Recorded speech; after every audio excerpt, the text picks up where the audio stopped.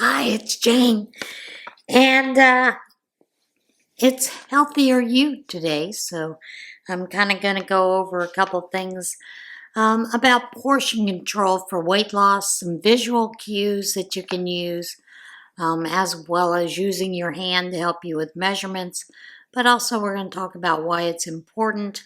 We're going to kind of tie that into this whole thing with the diabetes, about how it helps not only with blood sugar control, but also with some things with losing weight. And we're also going to discuss a couple of what they call superfoods in diabetes.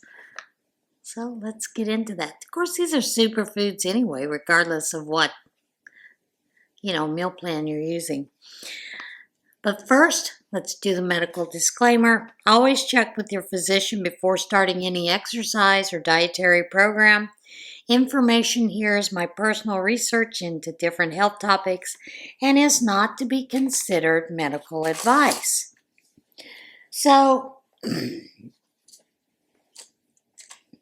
one of the best ways for portion control is absolutely to measure when you can. But there are times that you can't measure because you may be out shopping, so it's hard to measure an apple or measure serving sizes, those kind of things, or you may be out eating out, and it's hard to, let's face it, serving sizes in America are like for gluttons, for us fat folks, to be honest, because they are massive serving sizes. It's probably twice what we actually need, and we'll eat it and very rarely take anything home.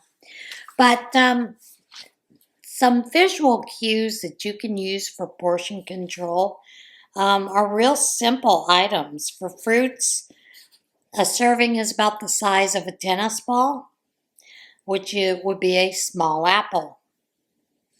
And that's about 60 calories, more or less.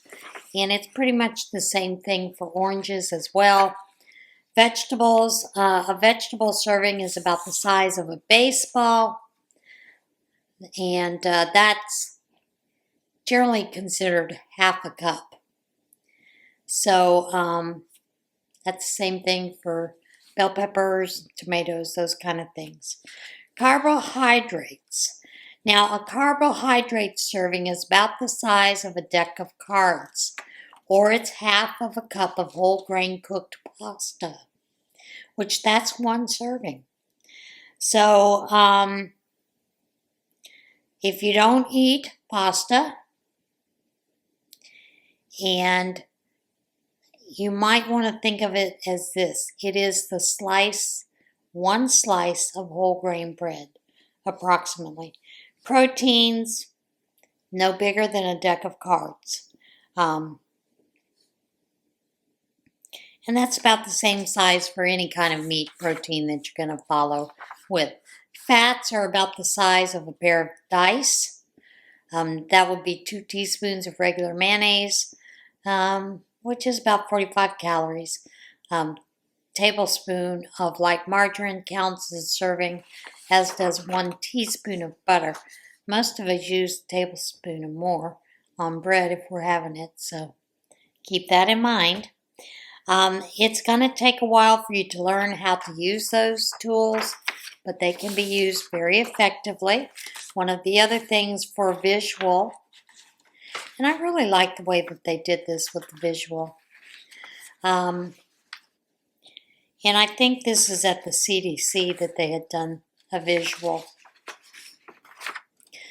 Like 3 ounces of meat, fish, or poultry is the palm of your hand with no fingers, just the palm. The inside palm. That's it. Okay? 1 ounce of cheese is from the tip to the base of your thumb. That's about 1 ounce, like a domino size. A cup or 1 medium fruit is a fist size. And not your fist and your wrist, just your fist, okay? 1 to 2 ounces of nuts or pretzels is just your cupped hand. It's not filling it overflowing, it's just a cupped hand. That's about 1 to 2 ounces of nuts. Of course, some of you with bigger hands are going to get away with a little bit more, but it'll show on your waistline, so maybe it would be better to measure it out. 1 tablespoon is the thumb tip to your first joint, which is about like this. That's it, just the very tip of that thumb. The teaspoon is your fingertip, and that is like this fingertip to your first joint, right here. That's a teaspoon, right there. So those are some great visual cues to use when you're determining portion sizes, and it's really helpful for those kind of things.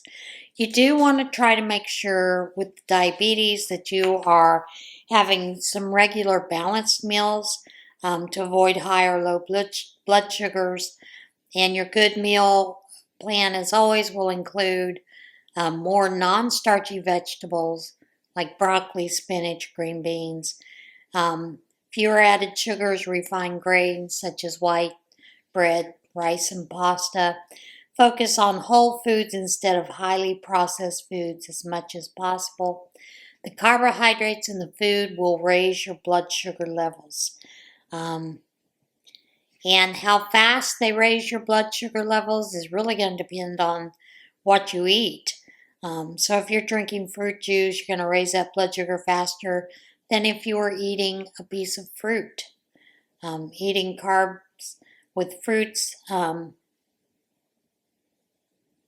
helps to slow down how quickly that blood sugar rises.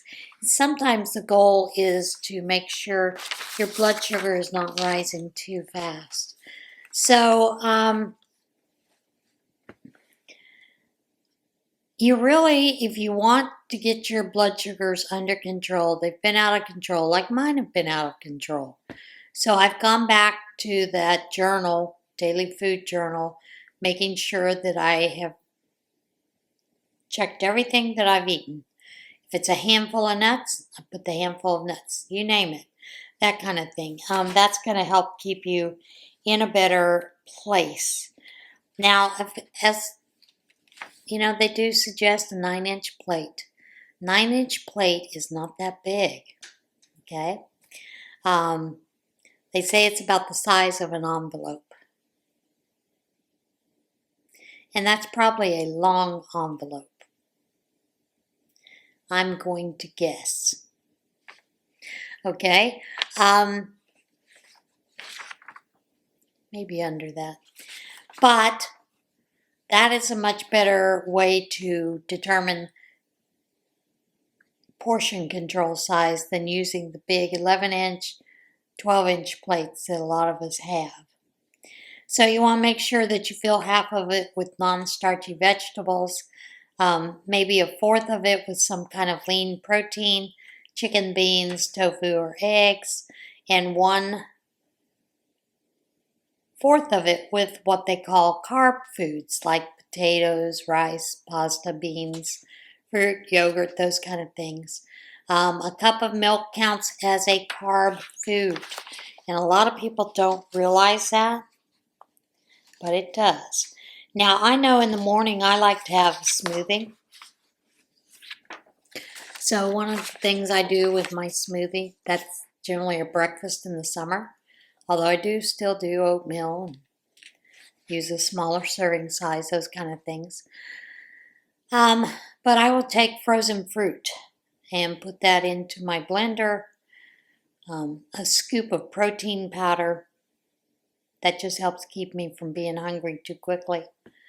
And then a little bit of milk or even just yogurt with just a dash of milk to help thin it out.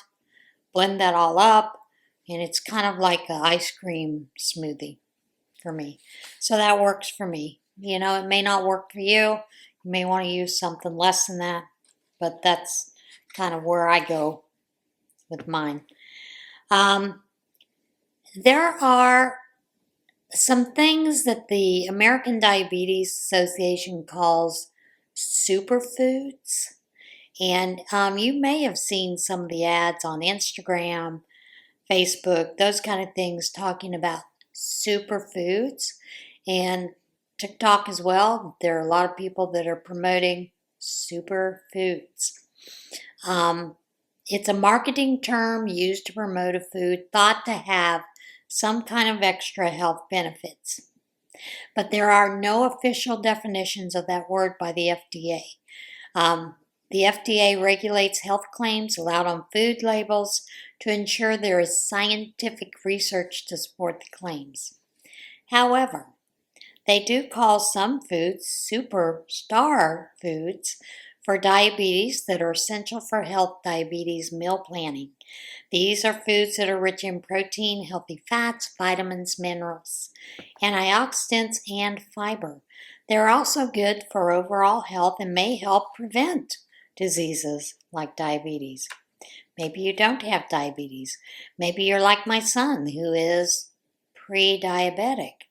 But like I've told him, you're not pre-pregnant.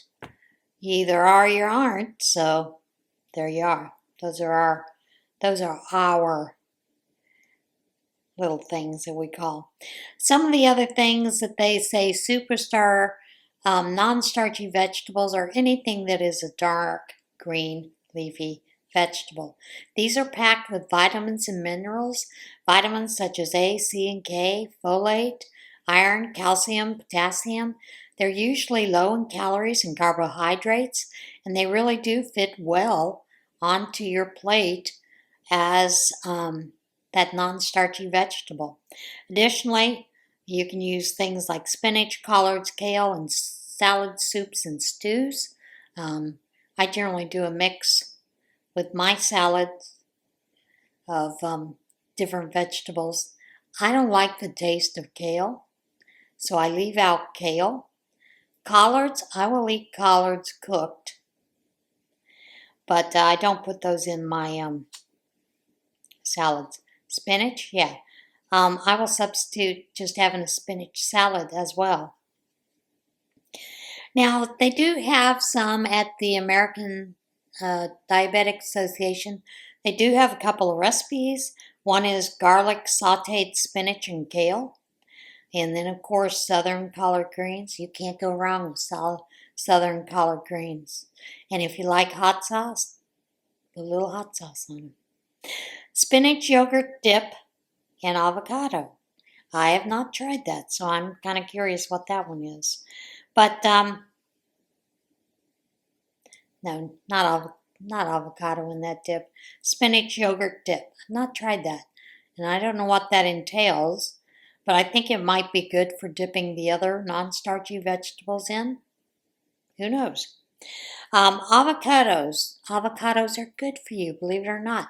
They are considered a healthy fat. They are nutrient-packed food, important for contributing fat-soluble vitamins and fiber, and can help you feel full. Avocados are very versatile and delicious. They also provide heart-healthy source of fat for the diabetes plate. And some of the recipe inspirations they have are avocado toast with turkey, bacon, and tomato, avocado tuna salad, avocado strawberry salad. And I will tell you, the other night I tried the avocado bread recipe, which basically is a small avocado, a cup of cheese of your preference. I used a mix of Colby Jack, or 1/3 cup of cottage cheese, and 1 egg. You blend it up real well. Spread it out onto your baking sheet. I put it on top of parchment sheet. Put it in the oven at 400 degrees for about 20 minutes. Cooked. I made 2 small rounds, about the size of a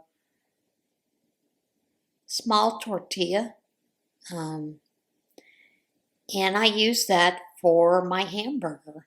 And of course, on my hamburger, I just had a little bit of mayo, some lettuce, didn't have any tomato.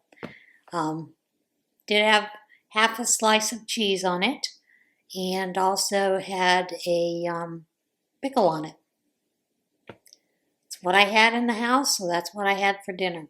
That's all I had for dinner. And it was great. It was fantastic. You can taste the avocado in it, and I love avocados. But it was very filling, and I was good.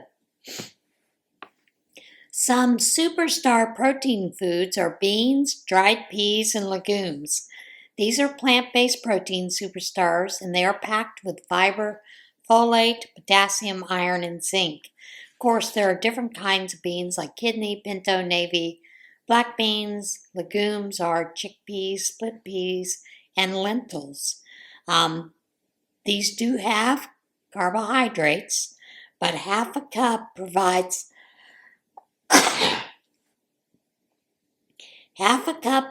as much protein as an ounce of meat without saturated fat. So you can use canned beans. They do tell you to be sure to rinse them to get rid of as much added salt as possible. And not only that, but they're pretty affordable. And you can, personalize them with all kinds of your own flavors. The only one that I would not rinse is if you are doing a chili bean, which has mixed beans in it, or just chili beans, because you're going to wash away the flavor. I would just leave that drained. Do not drain that. I would leave that just as is. And there are many times that I have made chili with about quite a bit of beans in it. I do like that, chili beans, or just made a bean chili and had that for dinner with side salad and been good. At the American Diabetes Association, they do have a couple of recipes, and this is one that I do want to try. It is a basic bean burger. I like bean burgers, so I'm going to try that. Parsley, lemon, chickpea salad, lentils and greens with apples. That's kind of interesting. I'd like to see that recipe, so I might look at that one, see what it is. Now, I will tell you, my mother was a type 1 diabetic, and one of the things that she used to do is she would eat bean tacos. Now, I like bean tacos, but a lot of people don't care for them. But basically, you're just fixing your taco, and instead of putting meat in it, you're putting in beans, and you're still putting in cheese, lettuce, whatever you want in it, and they're delicious. They do want to tell you that fish is pretty high in omega-3 fatty acids, and that can also help reduce risk of heart disease and inflammation. These fish that are high in those healthy fats, sometimes they refer to those as fatty fish. Salmon is a well-known in that group. Other fish are herring, sardines, mackerel, trout, and albacore tuna. So you want to choose a fish that is baked, broiled, or grilled to avoid extra carbohydrate and calories of being the fish that's breaded and fried. They say try eating twice a week to get the nutritional benefits. I'm lucky if I get fish in once a week. I just don't care for it. So there's that. They do say that the recommendation is to eat a serving of that fish twice a week is appropriate for people with diabetes, and that's the Nutrition Consensus Report that states that. Some of the recipe inspirations are salmon and rice bowls, grilled trout with fresh herbs, grilled teriyaki tuna. Now, I do like trout, so maybe I should get some trout and try that, right? Nuts. An ounce of nuts can go a long way in getting some really healthy fats, magnesium, fiber, and can help you manage hunger. Some nuts and seeds, such as walnuts and flax seeds, are also a good source of omega fatty acids. So try roasting and seasoning your own nuts to cut down on the added sodium of prepared nuts. And they do have a couple of different recipes here for the nuts, which is toasted nut cranberry trail mix, apple walnut salad, lemon raspberry chia seed pudding. So you just have to be a little experimental sometimes. Try some of these recipes. Berries are always good. Berries are a great option. They're packed with antioxidants such as vitamin C and K, manganese, potassium, and fiber, and they are naturally sweet and can help satisfy that sweet tooth without added sugar. So they have some suggestions like a berry salsa. Wonder what you put that on. Berries and cream, blueberry almond chicken lettuce wraps. That's always a great option. That sounds good. So consider that. Then there is citrus fruit. Citrus fruits have a lot of vitamin C. They're good for you, but they also have fiber, folate, and potassium. Grapefruits, oranges, lemons, limes, and all kinds of citrus fruits can help you, including that fiber from the pulp. If you have issues, fiber from the pulp is good. So they have a recipe for broccoli and mandarin orange salad, Brussels sprouts with oranges, winter salad with citrus. Don't know what that is, but I need to go look and see. Sounds interesting. Then there are whole grains. Whole grains are rich in vitamins and minerals like B vitamins, magnesium, iron, and manganese. They also are a great source of fiber. Look for products that have the first word ingredient that say whole, like whole grains include whole oats, quinoa, barley, farro, and whole wheat. And they have a couple of recipes called cilantro, lime, quinoa. I like quinoa. Savory Mediterranean oats, Asian edamame, and brown rice salad. And then they also have something that a lot of us may eat anyway, milk and yogurt. You may have heard that milk and yogurt can build strong bones and teeth with calcium. Not only that, but they're fortified, so it makes them a good source of vitamin D. Although there is more research that is coming out in connection with vitamin D and good health, so we look forward to seeing that, right? Milk and yogurt do contain carbohydrates, which you do need to plan for if you are diabetic. So you want to look for those products that are lower in fat and added sugar. I will tell you, I don't do anything but plain yogurts, because a plain yogurt, I can use that in 100 different ways in my meal planning, from making bread, biscuits, to having breakfast in the morning with some yogurt and some fruit, whatever, walnuts on top of it, those kind of things. So you want to add natural sweetness to those. Now I do use, I can't think of the name of it, it's a stevia-based organic Pyre. I do use that as a sweetening agent when I do yogurt. Sometimes I also use sucralose or Splenda. Sometimes I'm in the mood for a squirt of honey, so I will do honey. It changes up the flavor a little bit. But they do have a couple of ideas for that. One is a blueberry lemon yogurt parfait. I've done that and it's delicious. Savory tzatziki style Greek yogurt. Cheddar cheese and broccoli soup. That one I think is interesting. So anyway, those are some things to look at. Now, Superstar Foods, you can shop on a budget with those. It doesn't have to be expensive. You want to shop your local markets for foods and produce that are in season or on sale. Vegetables and fruit in other forms, frozen, canned, or dried, are also great choices. Just be sure to select ones without added sugar or sauces. Rinse your canned vegetables to help reduce sodium. You want to look for fresh or canned fish and some lower sodium nuts. Of course, I get just raw nuts. Just has a natural amount. Dried beans and legumes, whole grains that you cook from scratch that are affordable, and they allow you to personalize them with your favorite flavors.